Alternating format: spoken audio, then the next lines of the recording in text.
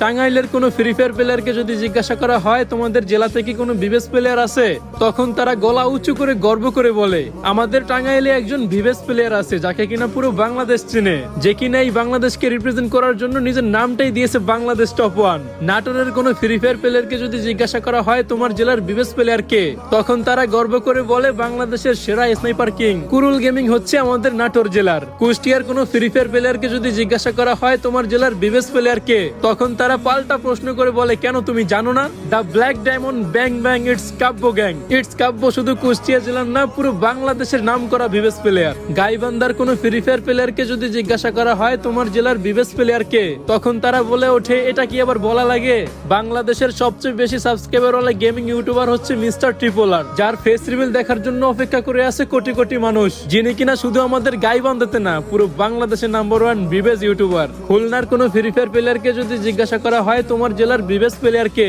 তখন তারা এক কথায় বলে ওঠে বর্তমানে টিকটকে যে কাপাইতাছে ট্রেন্ডিং সেই আমাদের খুলনা জেলার একমাত্র বিবেস ইউটিউবার একে মিরাজ গেমিং। নোয়াখালীর কোনো প্লেয়ারকে যদি জিজ্ঞাসা করা হয় তোমার জেলার বিবেস প্লেয়ার কে, তখন তারা বলে ওঠে আমার জেলার বিবেস প্লেয়ার হচ্ছে জিডব্লিউ সিয়াম ভাই। আর আমাকে যখন কেউ জিজ্ঞাসা করে যে তোমাদের ভোলা জেলার বিবেস প্লেয়ার কে, তখন আমি হতাশা ভরা চোখ নিয়ে নিচের দিকে তাকিয়ে বলি আমাদের ভোলা জেলায় কোনো বিবেস প্লেয়ার নাই। তোমাদের কার কার জেলায় কোনো বিবেস প্লেয়ার নাই আর কার কার জেলায় কোন কোন বিবেস প্লেয়ার আছে আমি কমেন্টে দেখতে চাই।